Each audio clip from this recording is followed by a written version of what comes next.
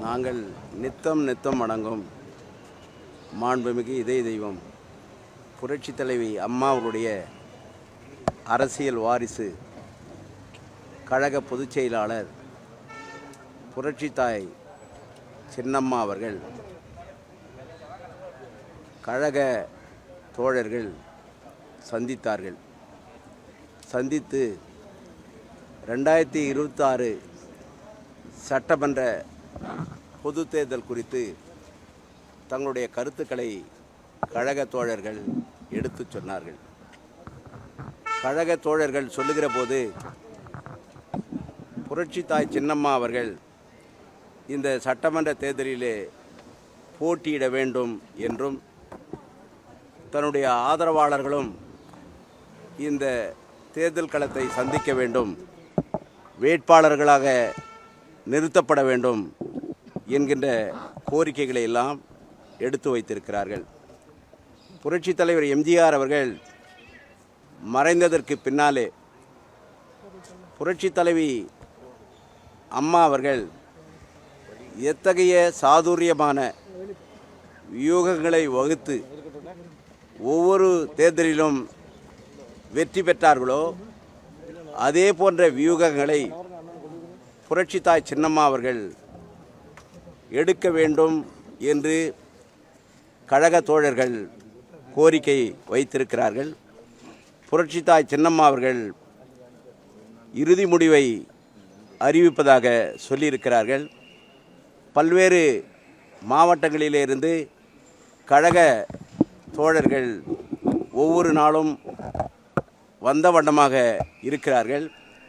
நாளைக்கும் இது போன்ற ஆலோசனை நிகழ்ச்சி நடைபெற இருக்கிறது. நாளை மறுநாளும் நடைபெற இருக்கிறது. இறுதியாக புரட்சி தாய் சின்னம்மா அவர்கள் தங்களுடைய கருத்துக்களை முடிவை அறிவிப்பார்கள். குறிப்பாக சொல்ல வேண்டுமானால் இந்த தேர்தலிலே புரட்சி தாய் சின்னம்மா அவர்கள் போட்டியிட வேண்டும் என்பது ஒன்று, தன்னுடைய ஆதரவாளர்களையும் இந்த தேர்தலிலே களம் இறக்க வேண்டும் என்பது இரண்டாவது. இந்த 2 கருத்துக்களையும் வலியுறுத்தப்பட்டு வருகிறது. புரட்சி தாய் சின்னம்மா அவர்கள் தன்னுடைய முடிவினை இறுதியாக அறிவிப்பார்கள். புதிய கட்சிகள் தொடங்குவதற்கான வாய்ப்பு இருக்கா? தேர்தலுக்கு இது அது புரட்சி தாய் சின்னம்மா அவர்கள் அறிவிப்பார்கள். இன்னும் தொடர்ந்து நடைபெற இருக்குது. நாளை மறுநாள் என்ன சொல்றாங்க சார்? எப்படி எலெக்ஷன் எப்படி எதிர்கொள்ள போறாங்களா? இல்லை, தேர்தலிலே நிற்க வேண்டும் என்று சொல்லுகிறார்கள்.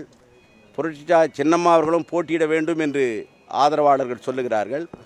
புரட்சி தாய் சின்னம்மாவுடைய ஆதரவாளர்களும் இந்த களத்திலே நிற்க வேண்டும் என்று சொல்லுகிறார்கள். இறுதியாக புரட்சி தாய் சின்னம்மா அவர்கள் தன்னுடைய கருத்துக்களை முடிவினை அறிவிப்பார்கள். புரட்சி தாய் சின்னம்மா அவர்கள் என்ன சொல்லுகிறார்களோ அதுதான் முதலே சொல்லிட்டேன். புரட்சி தலைவி அம்மா அவர்கள் எத்தகைய நடவடிக்கைகளை மேற்கொண்டார்களோ அதே நடவடிக்கைகளை கொஞ்சமும் மாறாமல் புரட்சி சின்னம்மா அவர்கள் எடுப்பார்கள். அந்த நம்பிக்கை எங்களுக்கு இருக்கிறது. விழுப்புரம் மாவட்டம் வீரஅகமடியார் வெற்றி கழகம் அரசியல் கட்சி நிறுவன தலைவர் நான். வீரஅகமடியார் வெற்றி கழகத்தின் நிறுவன தலைவர் இருக்கேன். அம்மா புரட்சி தாய் சின்னம்மா அவங்களுக்கு நிபந்தனையற்ற ஆதரவு தரேன்னு சொல்லிட்டு கட்சி ஆதரவு கொடுத்துருக்கோம். மேலும் எங்கள் விழுப்புரம் மாவட்டத்தில் விழுப்புரம் தொகுதி, திருக்கோளூர் மற்றும் ரிஷிவந்தியம், கள்ளக்குறிச்சி ரிஷிவந்தியம், திருவண்ணாமலை, கீழ்பண்ணாத்தார் 3 தொகுதியில் நாங்கள் வேட்பாளராக கணக்காண போகிறோம். அதுக்கு அம்மாவுடைய ஆதரவை கேட்டிருக்கோம். அம்மாவும் ஆதரவு தரேன் சொல்லியிருக்காங்க. அதுக்காக அம்மா ஆதரவு தரேன் சொல்லியிருக்காங்க. கட்சியில் நாங்கள் சமூகம் பண்ணி நாங்கள் திராவிட முன்னேற்றத்துக்கு எதிர்ப்பான செயல்களை சேர்ந்து ஆரம்ப காலத்தில் தீய சக்தி ஒழிக்கின்றதுக்காக நான் அண்ணா திராவிட கழகத்தில் அண்ணா திமுகவில் இருந்தேன். அதுலேருந்து தான் கட்சி வெளியே அம்மா வழி நடக்கணும்னு சொல்லிட்டு நாங்கள் தனியாக அரசியல் கட்சி ஆரம்பித்தோம். அதில் அம்மாவுக்கு ஆதரவு கொடுக்கணும்னு சொல்லியிருக்கோம். இன்றைக்கி சின்னம்மாவுக்கு முழு ஆதரவு கொடுக்குறோம். நிபந்தனையற்ற ஆதரவு கொடுத்தா முடிவு செஞ்சுருக்கோம். இல்லை, என்ன மாதிரி பண்ண அவங்க ஏதாவது எலெக்ஷனில் ஏதாவது கூட்டணியோட போட்டியிட போகிறாங்களா? என்ன சொன்னாங்க? அம்மா தொகுதியில் தனியாக போட்டியிட மாதிரி சொல்லியிருக்காங்க. அம்மா ஒத்துக்கிட்டாக்கா நாங்கள் தனியாக 3 தொகுதியில் நாங்களே போட்டியிடுவோம். தனி கட்சி யார் அதை பற்றி அம்மா சரியாக செய்தி சொல்லலை எங்களுக்கு. ஆனால் கட்சியில் எங்களுக்கு ஆதரவு கொடுக்க சொன்னோம். அவங்க கண்டிப்பாக தரேன்னு சொல்லியிருக்காங்க, ஆதரவு தரேன்னு சொல்லியிருக்காங்க. என்னென்ன தொகுதி கேட்டீங்க? நாங்கள் கள்ளக்குறிச்சியில் ரிஷிவந்தியம், விழுப்புரம் மாவட்டத்தில் திருக்கோயிலூர், திருவண்ணாமலையில் கீழ்பண்ணத்தூர் 3 தொகுதி நாங்கள் நல்லா கட்சி பண்ணியிருக்கோம். ஆனால் நாங்கள் ஆதரவு தான் சொல்லியிருக்கோம். அவங்களும் சரின்னு ஒத்துருக்காங்க. கட்சி கொடுத்தா பண்ணி. என் பேர் நீலகண்டன். தமிழகத்தில் இருக்கின்ற 39 பாராளுமன்றம், 234 சட்டமன்றம், 39 பாராளுமன்றம், 25 மாநகராட்சி, 128 நகராட்சி, 528 பேரூராட்சி, 12,560 கிராம ஊராட்சிகளிலும் நாங்கள் கட்டமைப்பு வைத்துள்ளோம் என்பதை இந்த தருணத்தில் தெரிவித்துக் கொள்கின்றோம். இப்பொழுது தமிழகத்தில் நடக்கின்ற ஒரு அராஜக போக்கான அரசை நீக்குவதற்கு தியாக தலைவி சின்னம்மா அவர்களே ஒருவர் சரியான நபர் என்று எங்களுடைய கட்சி கருதுகின்ற காரணத்தினால் நாங்கள் அம்மாவை சந்திப்பதற்காக வந்திருந்தோம். அம்மாவிற்கு ஆதரவு தெரிவித்துள்ளோம்.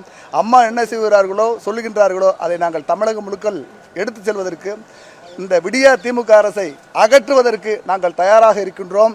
பட்டி தொட்டிகளாம் எங்கென்றும் சென்று நமது தாய் திருநாட்டை காப்பாற்றுவதற்கு என்னென்னலாம் செய்ய முடியுமோ எல்லா வழியிலும் தியாக தலைவி சின்னம்மாள் அவர்களுடைய தலைமையில் செய்வோம் என்று உறுதிமொழியேற்று விடைபெறுகிறேன். நன்றி, வணக்கம்.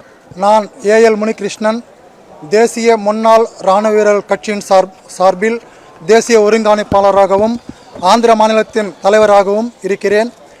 இன்று சின்னம்மா அவர்கள் அரசியல் கட்சியை துவக்கி இந்த தேர்தலில் வழிநடத்த இருப்பதால் மரியாதை நிமித்தமாக எங்கள் கட்சியின் சார்பாக அவரை சந்திக்க வந்துள்ளோம்.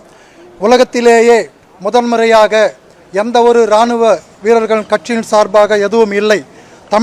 இந்தியாவில் முதன்முறையாக தமிழகத்தில் தேசிய இந்திய முன்னாள் இராணுவ வீரர் கட்சி தொடங்கப்பட்டுள்ளது. முதலில் நாங்கள் சீருடையில் இந்திய எல்லைகளை காத்தோம். இன்று நாங்கள் முன்னாள் வீரர்களாக இருந்து மக்களை வழிநடத்தவும் அவர்கள் வளர்ச்சியை முன்னேற்றவும் நாங்கள் இந்த கட்சியை துவக்கியுள்ளோம்.